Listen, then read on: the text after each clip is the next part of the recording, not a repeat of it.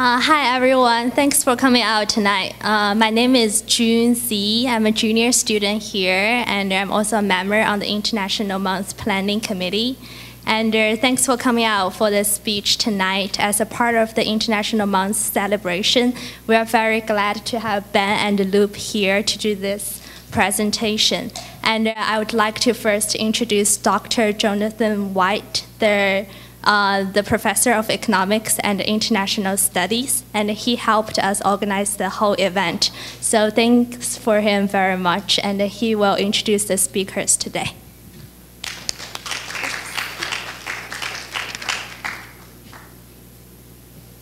Thank you very much, and let me thank June Shi and the other members of the International Committee for the great job they've done putting together a whole month of programs for us here at the University of Richmond. Thank you very much. And let me also acknowledge that we have a sponsor for tonight's events, which is the Charles G. Koch Foundation, which supports a grant through the new major in philosophy, politics, economics, and law. Raise your hand if you've heard of that. Yeah.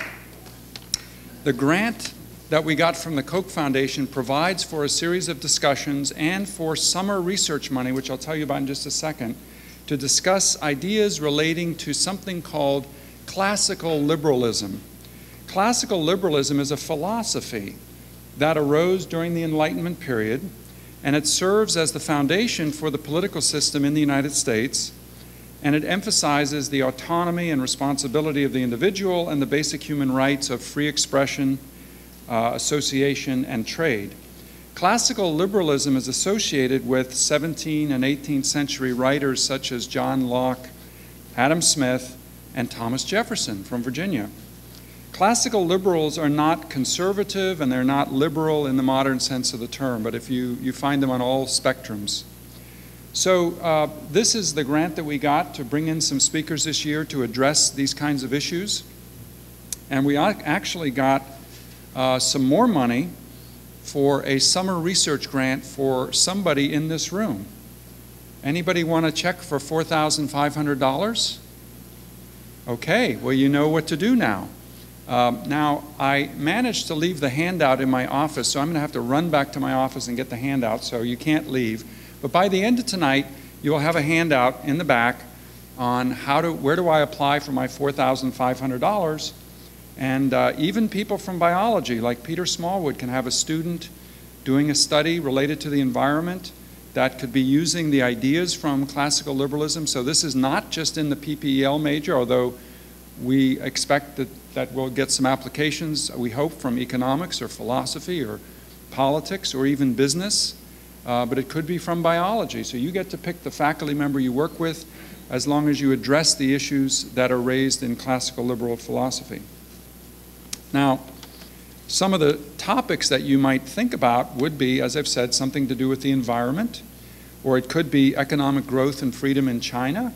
It could be immigration issues. It could be business ethics, financial market reform. I mean, it's a wide open field if you want to do research this summer and you want to get a nice check for doing that and you want to work closely with a faculty member. So I will have that handout at the end of the talk tonight.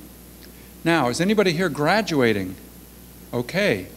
The Koch Foundation has some potential jobs for you. So why is the Koch Foundation giving us this money? So I will give them this advertisement. That's the reason. So you're all aware of that, okay? The Koch Foundation has an associate's program where they will hire you for 12 months. They will do training, get you a job in DC. You come together once a week to talk about classical liberal philosophy. So I will have a handout on that as well. And finally, anybody not graduating? Well, they have internships. So if you want to go to DC this summer, work on an internship and study in a job during the day, and then you get together once a week to talk about classical liberal philosophy, you can do that too. Finally, the last handout I will have in the back of the room as you leave tonight is an evaluation of this event. Evaluation is an important part of what we do in academia, so please be sure to fill one of those out. Let us know your thoughts. Now, let me get to the introduction of our speakers. Ben Blevins is a 1991, I believe, or 91, graduate of the University of Richmond, where he majored in Third World Studies. Ben was interested in studying the issues of poverty and transforming the conditions of the poor.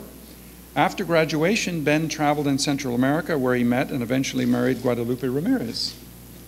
Lupe was born in the town of Tejutla, San Marcos, in the western highlands of Guatemala. Her family members were leaders in the cooperative movement and had to flee for their lives during the Civil War in Guatemala, which lasted for more than 30 years, ending in the mid-1990s. Starting in 1992, Ben and Lupe started a nonprofit called the Highland Support Project, located here in Richmond. HSP has helped create a market for the weavings and other products produced by women and orphans in the Highlands. Many of you are probably familiar with the store in Carytown called Alternatives. That was spun off from HSP and continues to provide a fair trade model for artisans from around the world. Let me recognize Mary Jane Winter, who I noticed just came in. Oh, I'm sorry, you look just like Mary Jane, I'm sorry. Particularly when I'm not looking through the right part of my glasses. Now, many of you may be aware that Ben and Lupe also do service learning trips to the highlands of Guatemala, and we have taken for the last 4 years a UR trip. We're not going to do one this year, but we will be doing them hopefully in the future. It's a great delight to present Ben and Lupe Ramirez.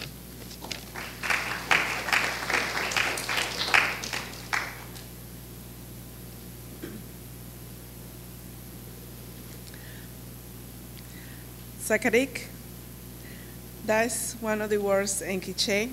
It's one of the Mayan languages where we speak in Guatemala. Buenas noches, es en español. Good evening. I wanted to say thank you very much for the opportunity to share with you our lives from Guatemala. And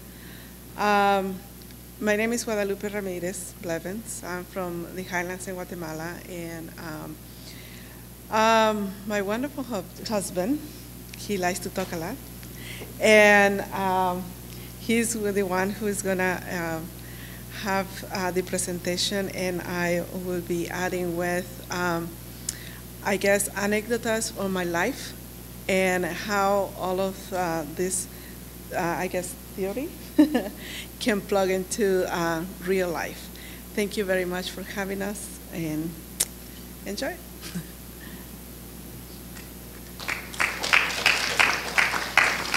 How y'all doing? That's how we do it here in Virginia. And I actually enrolled in the University of Richmond as a theater major. And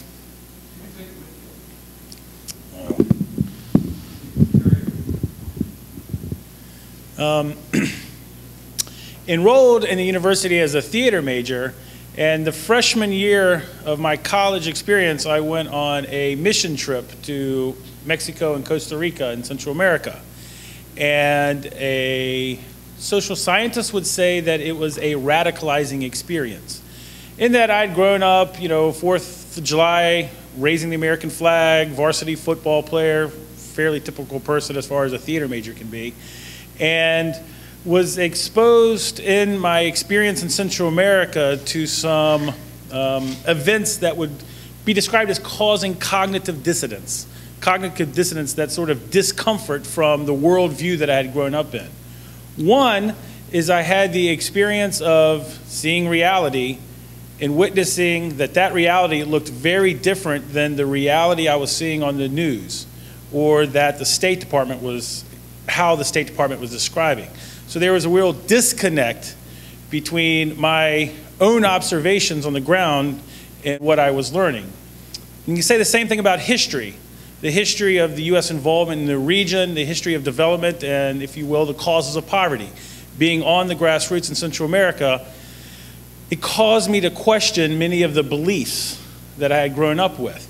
And another thing I witnessed in my experience was the dysfunction of mission outreach, in that we went to Mexico, we thought, to help rebuild housing after the earthquake of 1986.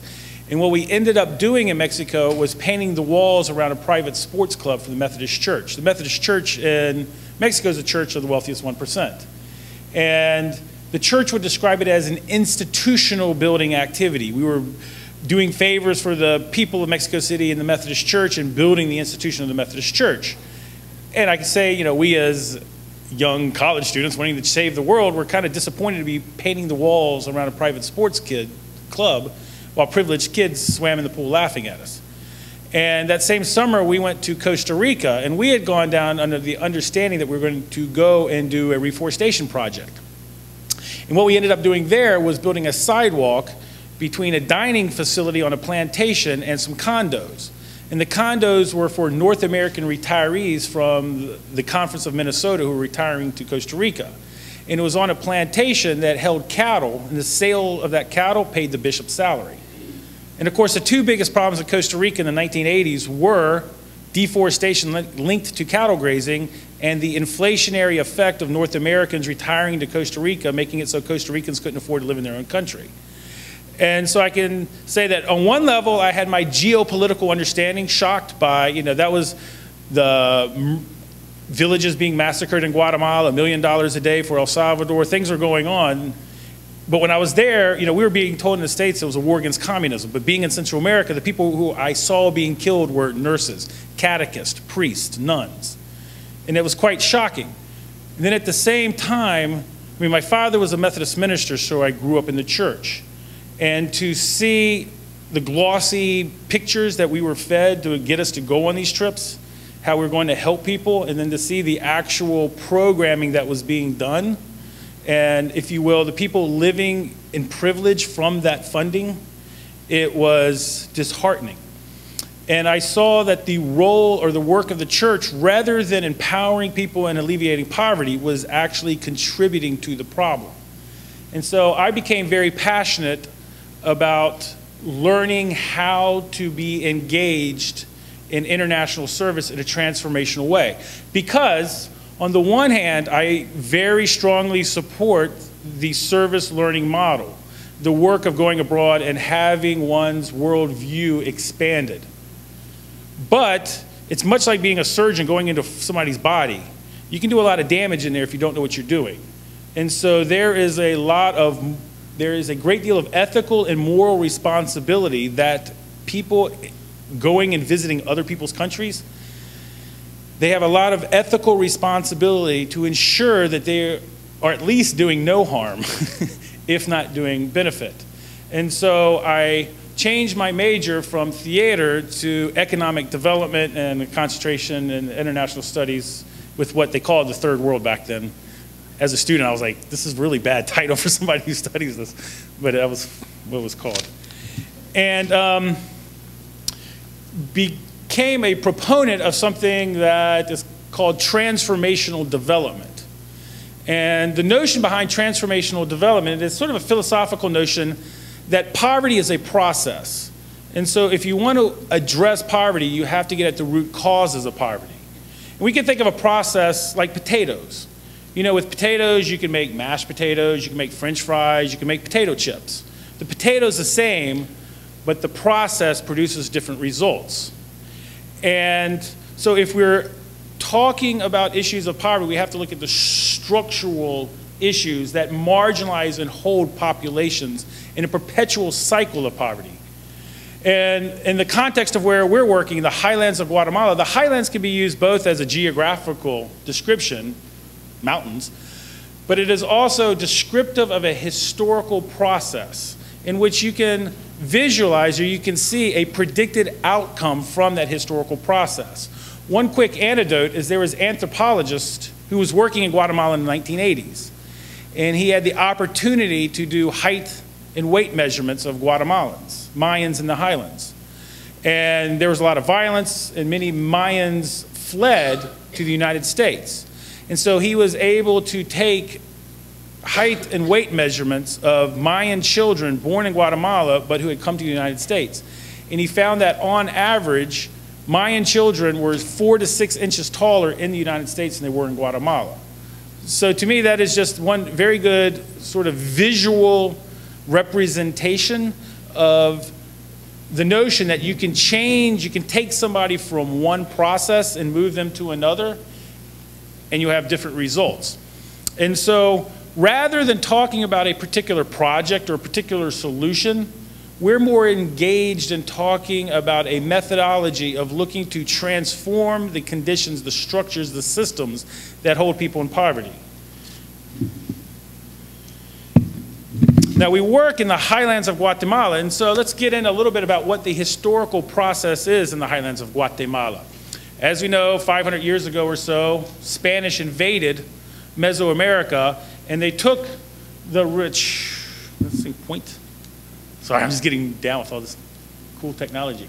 So the Spanish invaded Guatemala and took the rich coastal lands that you see here and here for agro-export. And you know, globalization isn't something new. Actually, Guatemala was fully integrated into the global economy 500 years ago with the conquest of the Spanish. And Guatemala, like other countries such as Peru, Ecuador, Bolivia, Southwest United States, you see this phenomena of the indigenous population not only having their labor, their gold, and their silver, their culture, their political structures robbed from them, but also being marginalized to the least productive land. And this is, getting tied to a microphone is ruins my style. Yeah, I'll try it. Sorry. You know, as my dad was a preacher, you get the Southern Baptist, this Methodist sort of thing going, you got to get passion, and standing still like this just takes the passion out of it. But Guatemala is like other countries that inhabit a section of the planet that Southern economists call the Silk Belt. The Silk Belt is a region a little bit north of the equator, and there's some commonalities of countries that inhabit the Silk Belt. One is land where you can grow products that you can neither grow in the northern or southern hemisphere. You might remember from your study of American history that battles in North America only happened during the hurricane season in the Caribbean. And historians postulate that the reason why the British Crown allowed the United States to separate is because the economic value of North America was marginal. There were more British, French, Spanish troops on a small island in the Caribbean than all of North America. And the reason is that you can grow sugar, coffee, cotton, bananas, cardamom, dyes that you can't grow in the northern or southern hemisphere. So all along the tropics, you have a swath of land that has extremely valuable agricultural land. Also, due to plate tectonics, really cool stuff gets pushed to the surface. Gold, minerals, nickels, diamonds, petroleum. And I remember in a political science class, they once said, if you wanted to ensure the destruction of democracy in a country, find oil. And that's tied to the third commonality of countries that populate the Silk Belt, and that is the constant meddling in the internal political affairs by nations of the Northern Hemisphere, as well as unrepresentative political structures that represent the interest of the Northern Hemisphere rather than the interest of their own people. And Guatemala is a good example of this, in that if you briefly peruse the history of Guatemala, you will find last names like Ubico, Berger, Arzul, Otto Perez. These people have more genetic, linguistic, philosophical relationships to people in Paris, Berlin, Madrid, and New York than they do with people 100 miles from them. And so they do not represent the economic, political interest of the people who live in that state, rather, as the dependency theorists like to say, they are client states. And whatever you think about dependency theory, if you look at the states that populate the Silk Belt, a lot of that client state, as analysts, comes very true. And in 1954 to 1996, that's what Guatemalan anthropologists call the second conquest, the American conquest. And anthropologists consider that the second conquest was actually more destructive to indigenous culture than the original Spanish conquest. And there's several things going on here. One thing to understand is, like, you guys know Nelson Rockefeller? Standard Oil, Rockefeller Center. Well, Nelson Rockefeller during World War II had a important position in the Roosevelt government around Latin American resources. And there's a famous letter that Rockefeller wrote to Roosevelt explaining that we've got an Indian problem in Guatemala and in Chiapas. The Indian problem is that the Indians can grow their own food, they make their own clothes, and they don't need us. It's kind of like, you guys seen Avatar? You know, in the movie when the guy sitting there is talking, you know, they don't want our blue jeans and, what is it? They don't want our blue jeans and stuff. They've got a different worldview. And so if we want to incorporate Guatemala into the Western capitalist system, if we want to make the Guatemalan labor market more flexible, then we need to solve the Indian problem. And in Guatemala, you have two groups of people who are very concerned about the Indian problem. You have the traditional landowners, the Spanish and Germans who own the coffee on the southern coast. Then on the eastern side of the country, you have the transnational fruit companies like United Fruit Company growing tropical fruits like bananas. And so there was a real interest in keeping the indigenous population dependent, unorganized, to keep them from rising up and taking the state back. And so you see some intentional campaigns in order to undermine the indigenous community. You have counterinsurgency programs, a military campaign, and you have evangelization, an evangelical campaign, Pentecostal Christians coming in. When you look back at the funding of these Pentecostal Christian missions, they are from military bases in Florida. So we're talking about as part of an intelligence act. There's a great book called Thy Will Be Done, Rockefeller's in the Age of Oil, that looks at the use of North American evangelical Christian mission outreach as a tool for breaking indigenous communities in Ecuador, Guatemala, the Southwest United States. And so you have a very intentional program coming in a preaching of a theology based on fear, and telling the indigenous people that you're going to hell because of your culture. That because your culture is demonic, that's the cause of your poverty. Because your culture is demonic, that's the cause of your misery. So if you want to be healthy, if you want to have money, if you want to be free, you need to abandon your indigenous culture. And the third is a structure of forced dependency, using dependency as a tool. Now, we could talk on the one level about the psychological dependency, the cultural dependency. When the Spanish came, like, for example, they took one's personal relationship with the divine away. You had to go through a white male priest to talk to God. So even on the most intimate psychological levels, a system of dependency. But we're talking here about policies and programs engineered to foster a dependency on the population, thereby robbing them of agency.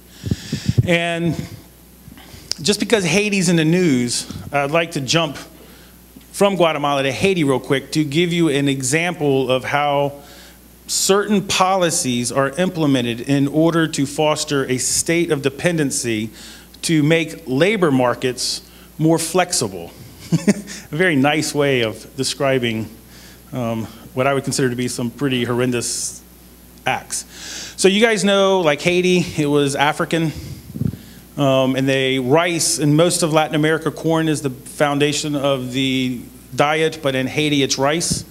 And I don't know if you knew, like in the 1970s, 1980s, Haiti was self-sufficient with rice. But then all of a sudden, after the United States took control of Haiti through the United Nations and got rid of Aristide, all of a sudden Haitians couldn't feed themselves. And there was a particular reason, and that was because we conditioned Haiti's loans from the World Bank and the IMF on neoliberal policies to do away with tariffs protecting the Haitian rice market. And as a neoliberal economist, as a free enterprise person, you know, I don't like tariffs. Yes, free markets and is great. I believe in Adam Smith, and free markets will rise all ships. But the problem is that American rice is subsidized. And it was to the cost of 40% of production. The US government pays American rice growers 40% of production. So the Haitians are competing on an open market with rice that they're already losing a 40% competitive advantage to. But not only were they competing with American rice growers who were subsidized by the U.S. government, while the Haitian rice farmers aren't being subsidized, the U.S. government has programs of export assistance in which they not only transport the rice from the United States to Haiti free to the rice growers in the United States, they also pay for the distribution of that rice in Haitian markets. And they also pay for the marketing of that rice in Haitian markets. In Haitians, like any other rational individual, when you have American rice that costs $1 and you have Haitian rice that costs $3, they're going to choose the dollar rice. And so you have a collapse of the Haitian rice market. Now, to me, what makes this really unconscionable is at the same time, there is discussion on a macro level, a policy level, about the need to make Haitian labor markets more flexible, because we needed a cheap labor market in the Caribbean. And I postulate that because Haitians are of an African descent in a largely non-African region that do not have political protection, they are that cheap labor supply. And so when we see like the earthquake in Haiti that had such a high death toll, we have to see policies that are engineered to move the population from rural sufficiency, self-sufficiency, into Port-au-Prince for dependency to be manipulated for labor. And in Guatemala today, we are seeing these same policies through CAFTA, the Central American Free Trade Agreement, taking away tariffs that protect Guatemalan grain farmers and putting them in direct competition with North American grain farmers who are subsidized. And you see tariffs being placed on Guatemalan products, like Guatemalan weavers. I mean, it's mind-blowing. If you produce a cotton shirt in Guatemala in a sweatshop, you can get into the United States duty-free. If you're an indigenous woman in the highlands of Guatemala weaving a blouse and trying to sell it in the United States, you actually have to do a formal visa entry of your product and pay tariffs. And that might not make sense, but when you go to finance ministry meetings in Guatemala and they're talking about if their GDP, right now 40% of Guatemala's GDP is produced by 16 to 22-year-old females in sweatshops. And what they're talking about on a macroeconomic level is the need to increase labor flexibility to get more 16 to 22-year-old girls into Guatemala City in order to work in these maquilas. And so what I'm getting at here is the creation of a system of forced dependency. And actually one of the first projects I was to do when I went to Guatemala, I went down originally as a human rights observer. And I was going to go work on a Maryknoll Sister project. And it was a health clinic. And my first thought is, you know, why would anybody want to mess with Maryknoll Sisters doing a health clinic? What's so subversive about doing vaccinations? But to understand that clinic was located on the border of a plantation, coffee plantation in San Marcos. And what was subversive is that if the people in that community could obtain health services outside of the plantation, then they would no longer have the motivation to work on the plantation. And so the subversive act was enabling people to have agency, to have choices, to have freedom to make choices between suffrage on the plantation. And that clinic of Maryknoll Sisters was firebombed in the early 1990s. And this gets us in going into Tejutla. Guadalupe's history, her family is from a coffee plantation in Tejutla. And for hundreds of years, there was slavery in which the indigenous population was forced into labor on these plantations. And while there has been change in the laws, de facto servitude, slavery, continues. And that her grandmother had to, her great-grandmother had to escape in the night to leave the plantation. To this day, when plantations are bought and sold on the South Coast, the population living on those plantations are listed as assets on the plantation. And I don't know if you want to share any of the experience of your families living on the plantations.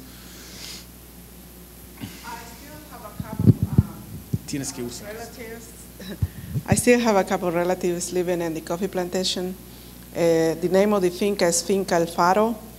And they are descendants from my, there are relatives from my dad's side. And they have kids, but the kids have to went away from the coffee plantation because they don't want to still living into that system and living only my aunts and uncles in the coffee plantation, because at the same time there is no more land for them to have a house, have a family, and so they have to go away from the coffee plantation. There is a limit of where you can go and play and have your kids to play. There are certain, we went over there a couple times and visit them, but we have to ask permission to get in there.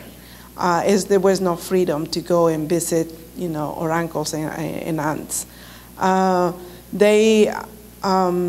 grandmother, from my mother's side, she was a cook in a coffee plantation, and she decided to go away from the coffee plantation and cross the mountains and establish in Tejutla.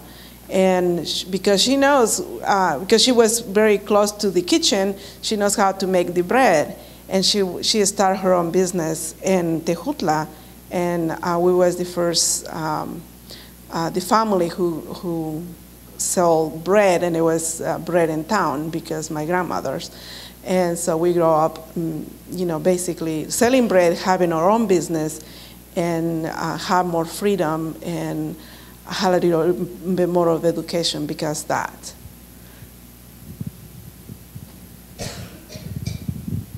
And something really important to understand about the process of the finca, in philosophy you have this notion of the term agency.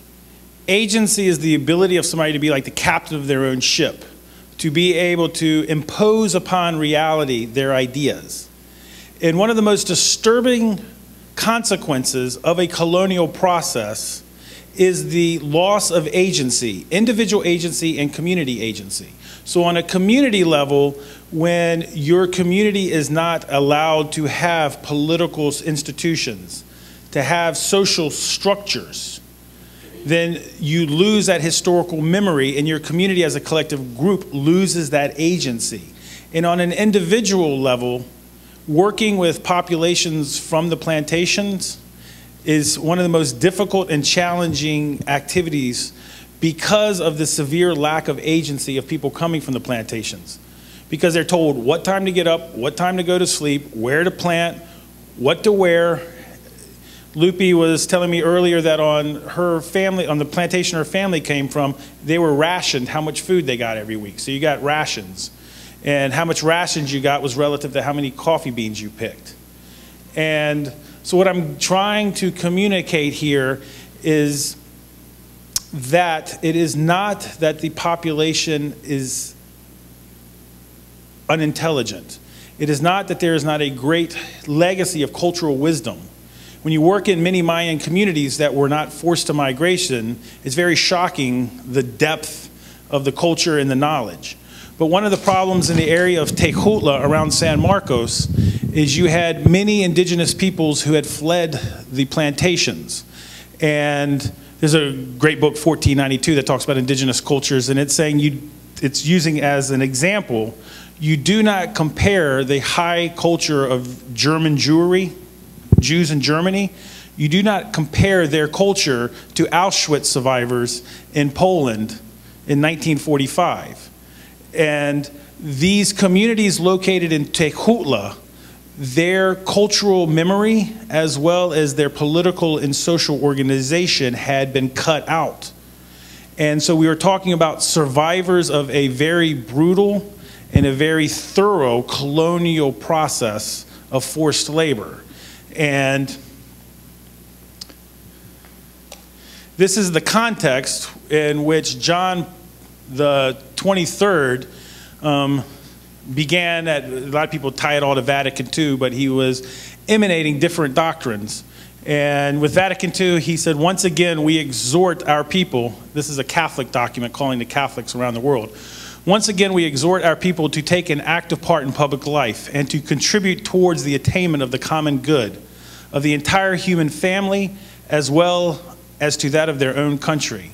They should endeavor, therefore, in the light of faith and with the strength of love, to ensure that various institutions, whether economic, social, cultural, or political in purpose, should be such as to not create obstacles, but rather to facilitate or render less arduous people's perfectioning of themselves, both in the natural order as well as in the supernatural. And what happened with this declaration is that Catholics from around the world became jazzed and came out to change the world. And they certainly did change Tejutla. And so it was from Belgium that Catholics responded to the Pope's call to go out and transform the world, and arrived in Tejutla and realized, I mean, certain anecdotes, like Lupe's grandmother lost all of her children except for Lupe's mother to easily preventable diseases. And so the quality of life indexes were, were very low. You had a lot of poverty, a lot of misery, a lot of infant mortality. And these nuns came in, and they were doing some distributive behavior activities. They were being engaged in medical programming, teaching people about hygiene and such. But there was a couple of guys who came over and started a wheat cooperative. And the thing with this wheat cooperative, Lupe's family were wheat farmers. And they had the practice of selling wheat at the day of harvest. And if you, supply and demand, if you're selling wheat at the time of harvest, everybody has wheat, so the price is real low.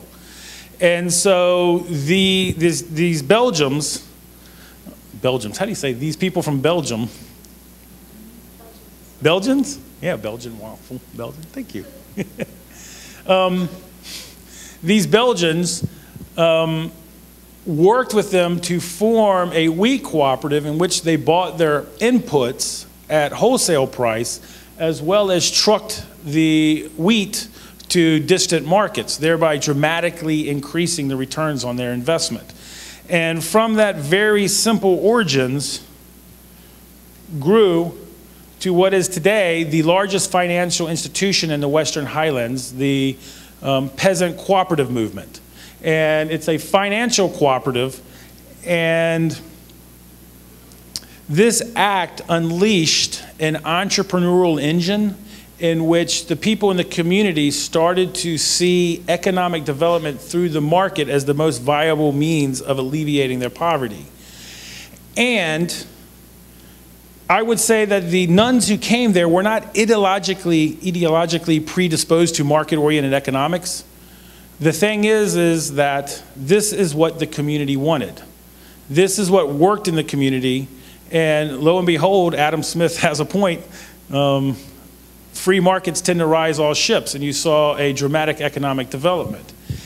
And the nuns and the catechist from Belgium also practiced a different methodology. Rather than imposing their institution on the community, rather than insisting that all of the development activities happen through the Catholic Church, and rather than forming an NGO of Belgians operating in Tejutla with an office where the signs are in French, they insisted on empowering the people in the community to be the active agents of change. So one of the first things they did was to take 12 men from the community and teach them administrating and accounting. And rather than setting up a hospital staffed by people from Belgium, they trained local people to be doctors, nurses, and dentists to run the hospital themselves. And that process of empowering the local people to be the agents of change rather than the passive recipients really unleashed a wave of activism within the community. And through the cooperative, through the economic development, to me it's an interesting process, the transformation of the cooperative, because ¿usted sabe cuántos años el cooperativo fue verdadero cooperativo agrícola antes que era solamente financiero?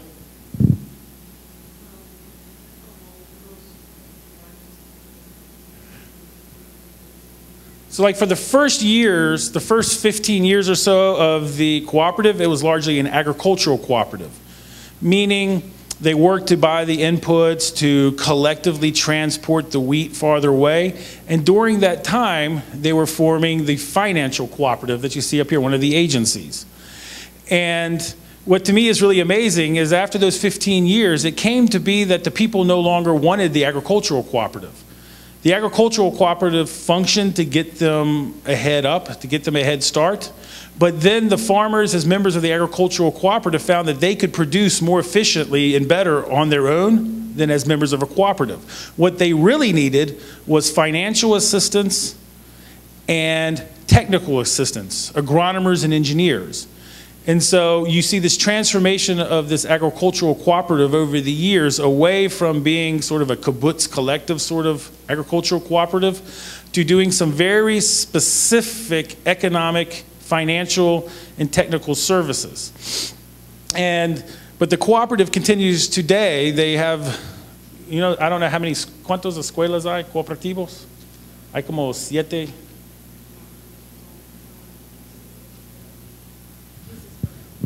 And so through the school, for example, with education, the lack of education was a serious issue. Rather than either the mission from Belgium forming a Catholic school and funding it for money from Belgium and bringing in teachers, it was the cooperative. But these cooperative schools are set up under market principles. People pay to go in and take classes. You know, you pay your enrollment as students in that school. So the schools are set up with financing from the cooperative, but they're set up with a market-oriented sustainability strategy, as well as the hospital. And the thing I like here is these are all institutions and facilities constructed by the cooperative, by the people themselves, rather than outsiders. And the soccer field might not look like much, but I tell you what, in Guatemala, that's a quality soccer field.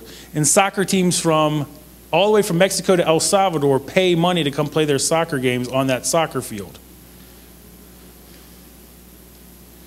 And I like to contrast this with many of the programming done from North American groups and different entities that have a different philosophy, and more, if you will, distributive philosophy.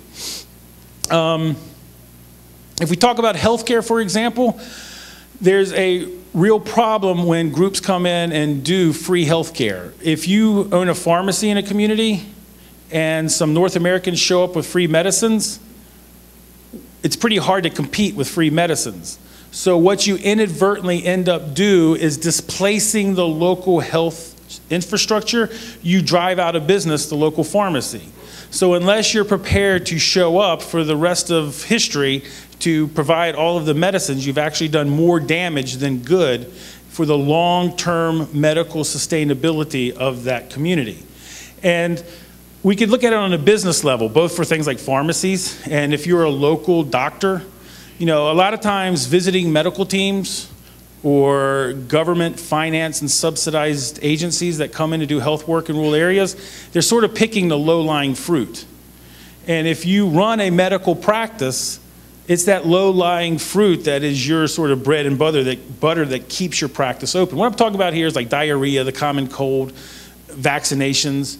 These are the things that allow the sort of constant flow of income that enables, whether it be an entrepreneur or a community-owned clinic, to survive.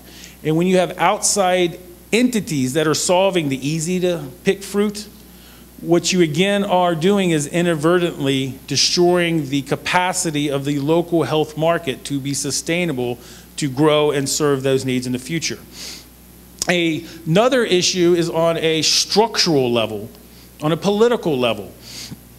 We work in a community, ¿Cómo se dice? No, Pacutumá. ¿Dónde está la clínica?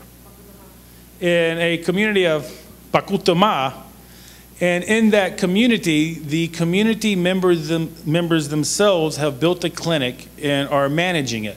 But one of their biggest issues is the competition with outside agencies that come in and do what's called duffel bag medicine. They come to do ambulatory medical programs. And the problem is, within a community, if you have outsiders coming in and doing programming, what happens is you're competing on a political level in that local community, thereby dissipating the community support for the establishment of community-based service programming. Then on a cultural level, call it culture of dependency, people in that community begin to look at outsiders as the answers to problems, as the purveyors. So rather than working together, rather than supporting our local health structure, we can just sit on our hands and wait for some outsiders to come and give us stuff. And we've actually seen in communities where people intentionally engage in behavior to not improve their condition because that would negatively affect their ability to receive free charity from visiting agencies. And so here are a couple pictures, but one of the things is in the Diocese of San Lucas, I really respect Father Gregory. He's sort of a hero of everyone who's been in Guatemala. He's been there for over 40 years from Minnesota. But one of the things that I disagree with Father Gregory about is his notion that healthcare should be free. And he views profits as something that's evil. And so with Father Gregory, all of the work should be done through the church and the building up as the church as the institution that solves problems. The problem I have with that is on two levels. One is it's not sustainable, and one is it's kind of based on a delusion. In that it's not free. Those doctors who are coming to work in this hospital from the United States, they're charging people. And so there's still profit involved. The medicines that are being donated, the $250,000 a year that comes from the Minnesota Diocese to San Lucas, there are people out making money who are donating that money. And so the very foundation of that is based on a deception. And second, as we see here with the clinic, you can see the American flag rose above it. And the Catholic Church, nothing against the theology of the Catholic Church, but it's one of the most hierarchical institutions, if not the most hierarchical institutions in the world, and doesn't represent the people of the communities or isn't part of that community. It's an institution on top of it. And so I have worked with indigenous healthcare workers in the region that consider the mission of San Lucas Tolizman, as being the largest obstacle for establishing health programming in the region, because the program insists that no healthcare workers charge for services. And so they can't possibly support themselves and develop practices within the region when all healthcare is supposed to be free and you've got this clinic distributing everything for free, thereby diminishing the agency and the empowerment of the local community in the health sector.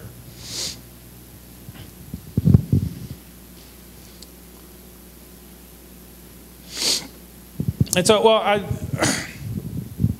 kind of like to say, you know, we've sort of got a transformational checklist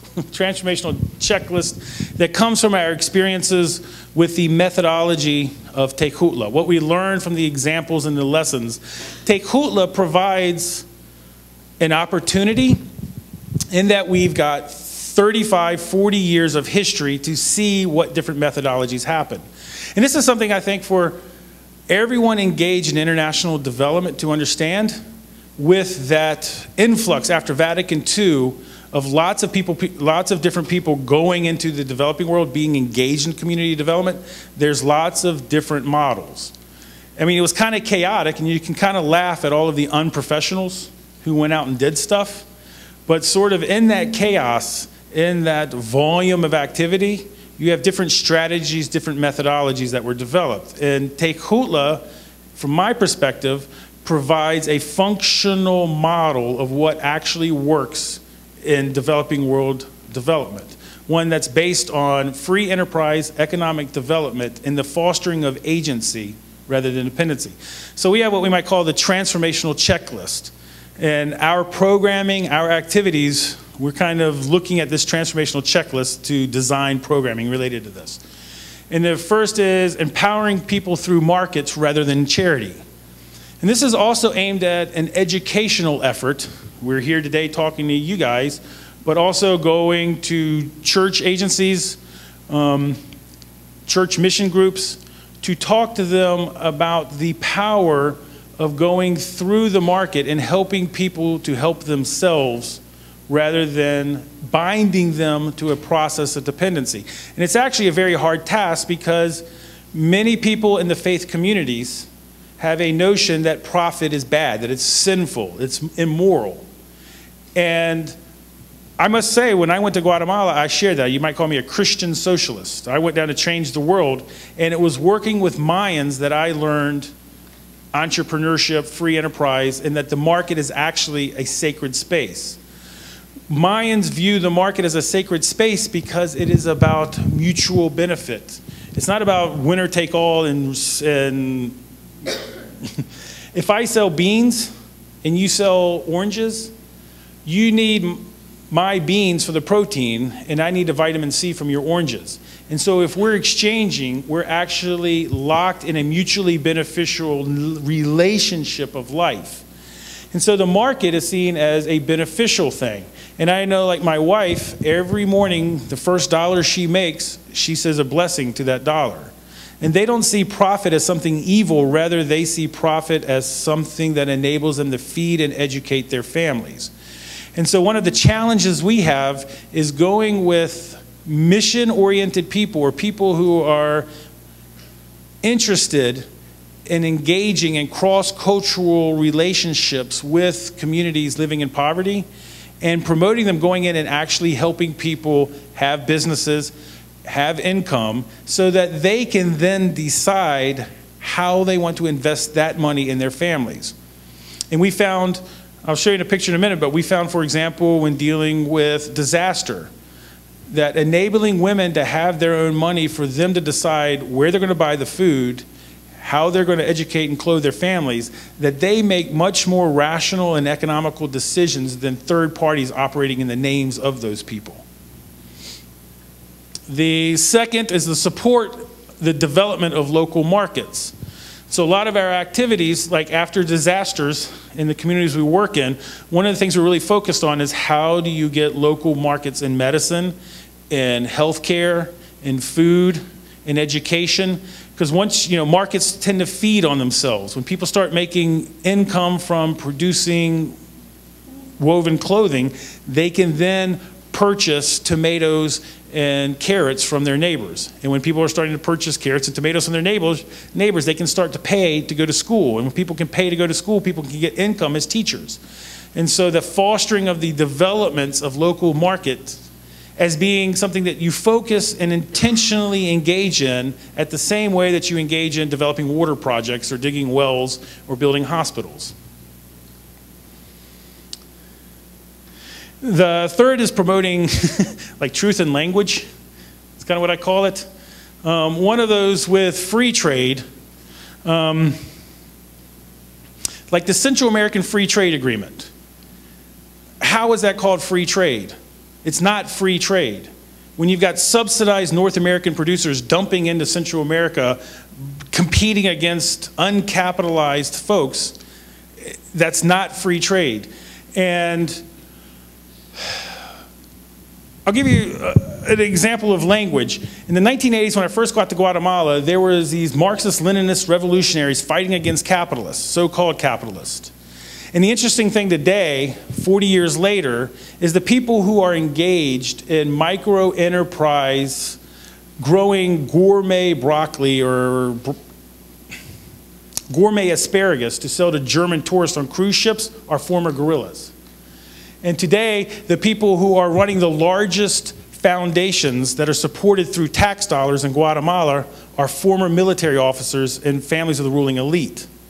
Now you can say there's an ideological shift, but what I see is what was called capitalism was actually neo-feudalism or neo-mercantilism. And to me, that's one of the biggest challenges with free trade, free enterprise, democracy, is when the pictures I showed earlier of military helicopters, when that's called democracy and free enterprise and capitalism, who wants it?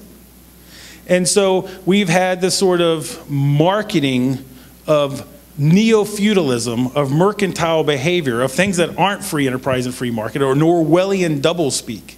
And so it's difficult when I talk to smart people and engage them in a conversation saying free enterprise and markets are the best thing, and what they think of is coffee growers and slavery. It's frustrating. And also free enterprise as social justice with the people. And I heard a speaker from a university in Guatemala, Francisco Marroquin. They're big free enterprise proponents. And he was saying that one of the biggest problems that exist in Latin America, where everybody wears Che shirts and looks to Cuba for an example, is that the free enterprise intellectuals, the traditional liberals, are sitting around with the agro-export community in nice universities talking over good coffee about these abstract ideological ideas, while it has been the Marxists who are out in the fields with the community talking about social change and how to improve the world, and that social orders are unjust. And how infrequently do we hear free enterprise people talking about how oligarchies are not free enterprise, how export tariffs and subsidies for US producers are not free enterprise.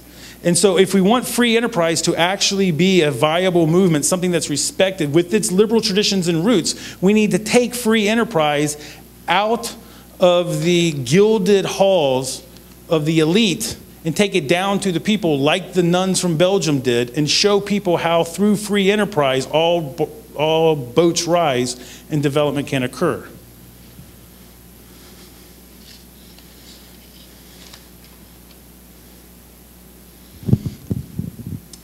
¿Cuánto tiempo? About time. All right, I'll just go real quick with, okay, in Guatemala, what we do to realize these activities we were just talking about. We work on 4 different areas. One is self-esteem. When our primary objective is to foster or create agency in the communities we're working with. And one of the really tragic results or consequences of colonialism is the internalization of negative messages. So in the communities we work in, the women don't believe that they are capable of fostering change, of having success, of leading things. And so the first part of our work, what we do is we support an organization called the Highlands Women's Association. And they organize circles of women between 8 and 20 women that do weekly meetings. And the meetings are divided into 4 different areas. Self-esteem, you can also call it mental health, but it's coming in, I'm okay, you're okay, you have value, but working with women to raise their self-esteem. The second is education, and the topics range from nutrition and health to Tai Chi and yoga and how to make Italian pasta. The next is civic participation, that as a corporate entity, we have to solve our own problems, not be dependent on outsiders to come in and solve the problems for us. And the final one is free enterprise. And in Guatemala, something important to understand is that traditionally women were the entrepreneurs. In Mayan markets, when you went there, it was women who made the clothes, who made the shirts, who made the ceramic plates. It was women who produced it and distributed it. One of the negative impacts of globalization in Guatemala is that the women are being displaced from their traditional economies and forced into only wage labor, losing a great deal of autonomy and agency. But the positive thing is that women there are extremely entrepreneurial and very well understand and have the drive to succeed on their own. So it's more working with them to figure out, okay, a lot of the traditional activities are dissipating, dissolving, are no longer possible. So how do we create new turnkey business ventures that are guaranteed success? Thank you.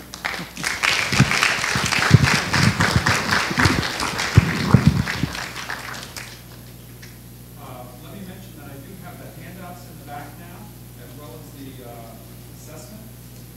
And let's throw it open now for questions.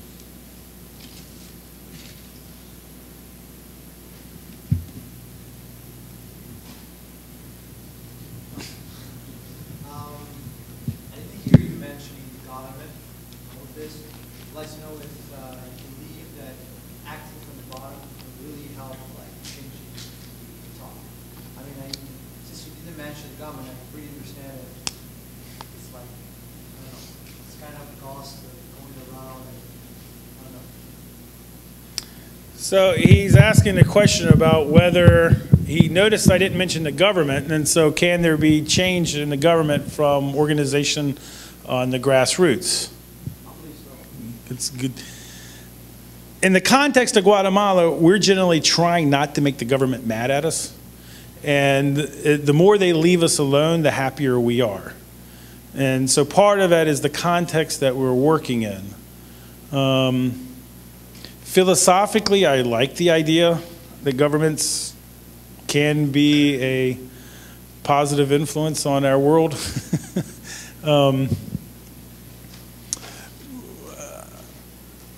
But typically, I believe in working small, working local, because as you're saying, any sort of transformation on the macro level, I believe will only happen through a broader transformation on the micro level. And in Guatemala, the revolution of 1940 happened largely because of rural agitation by peasant groups.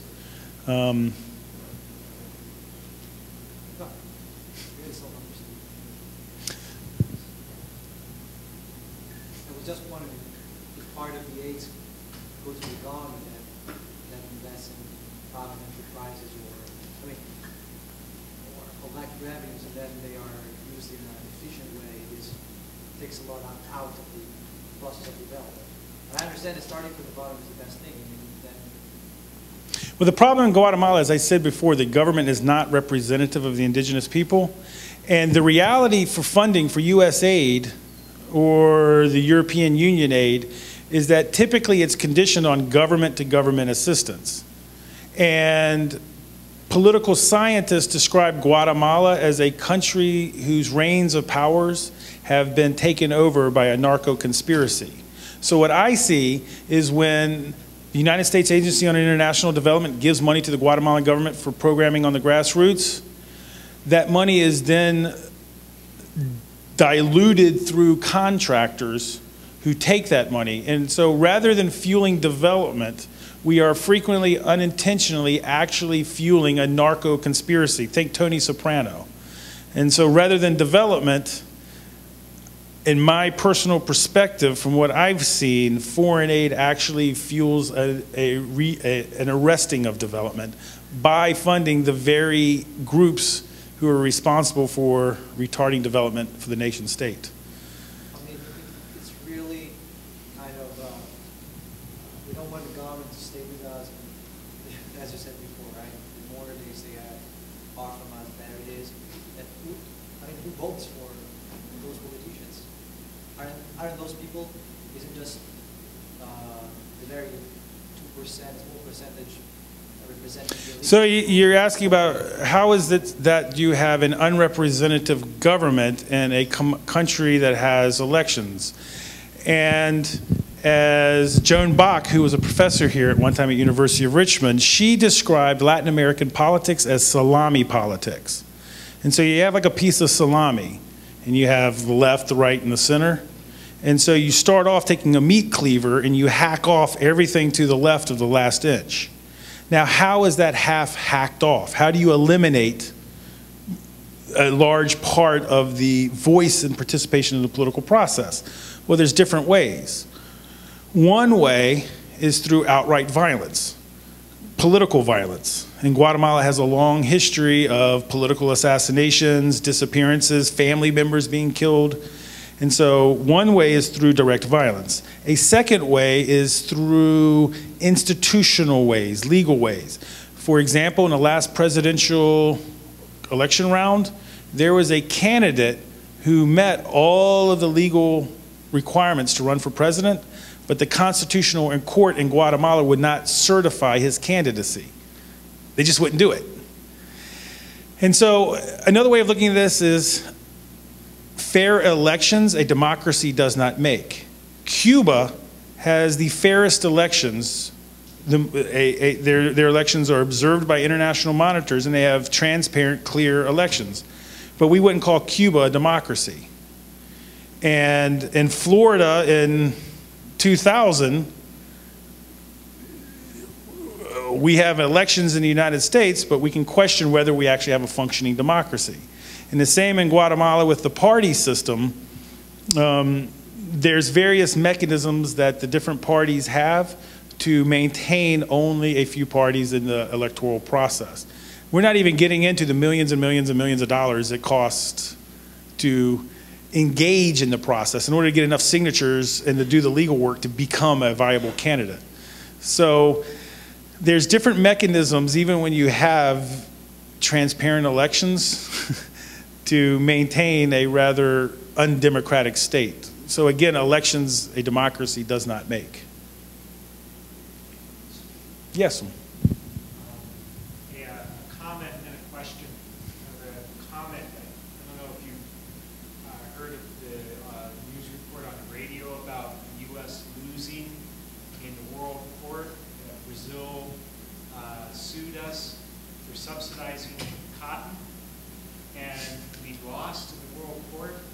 And the U.S. response to that was not to end our subsidies of cotton, but to agree to pay Brazil enough money that they can subsidize their cotton too. So I believe it's $150 million a year. yeah, so that the U.S. taxpayers not only continue to pay to subsidize our cotton to compete unfairly, we're also paying one other country for them to be able to do the same, which is just mind-boggling.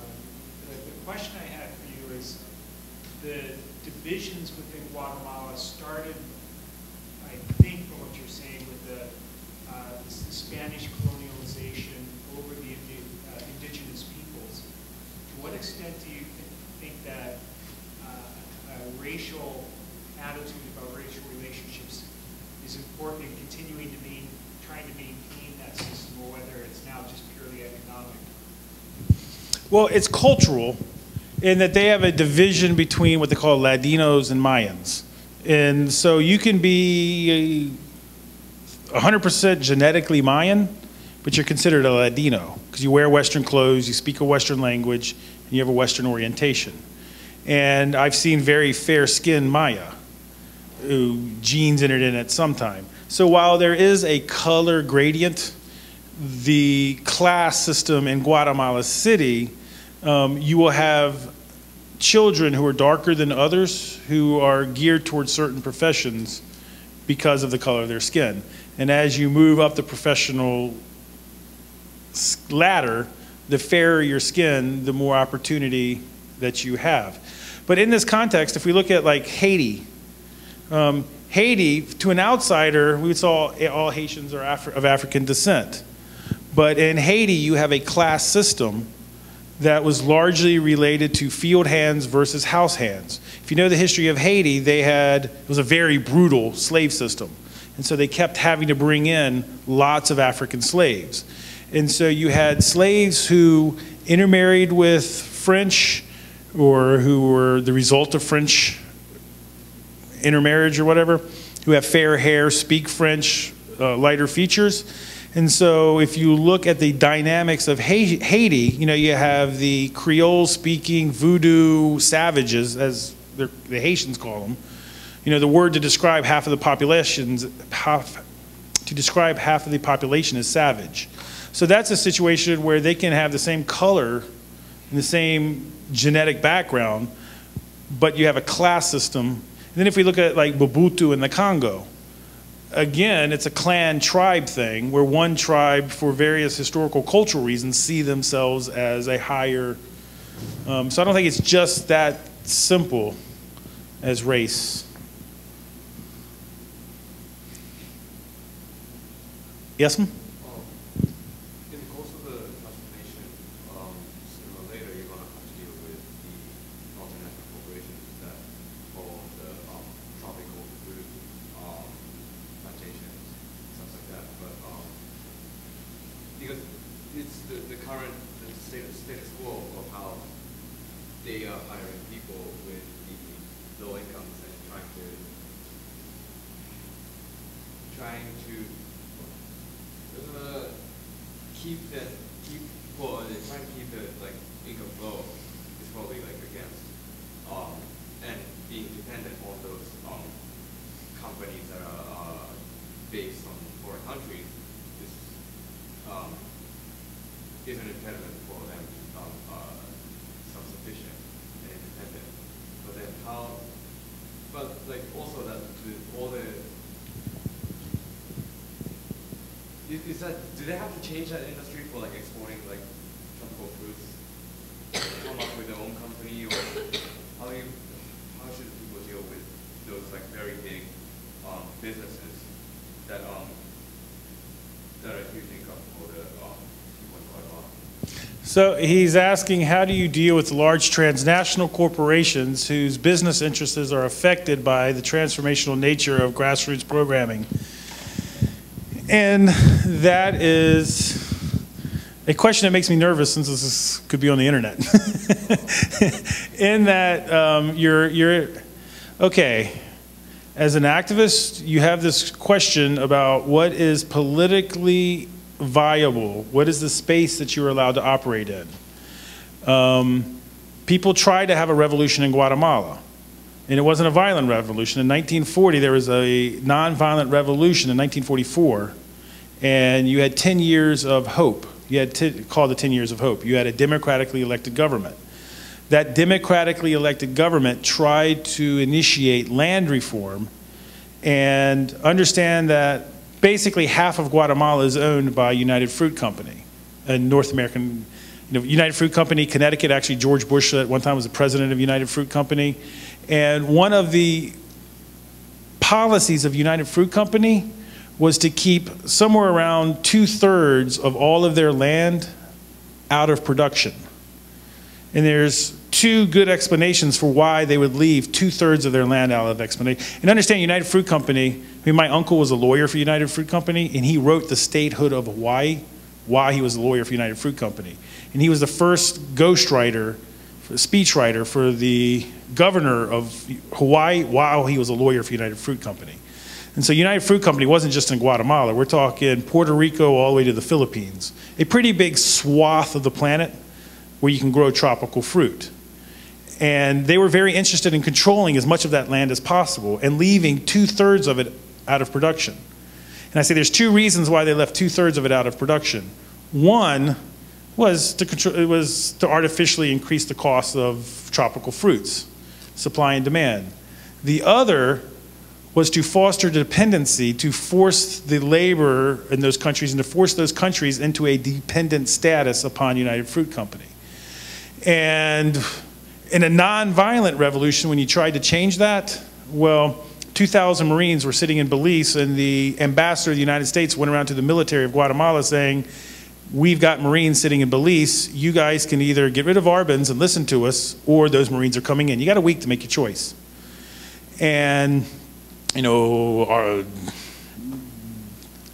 Iran, 1954, there's kind of a history behind threats about not complying with U.S. interest, economic interest.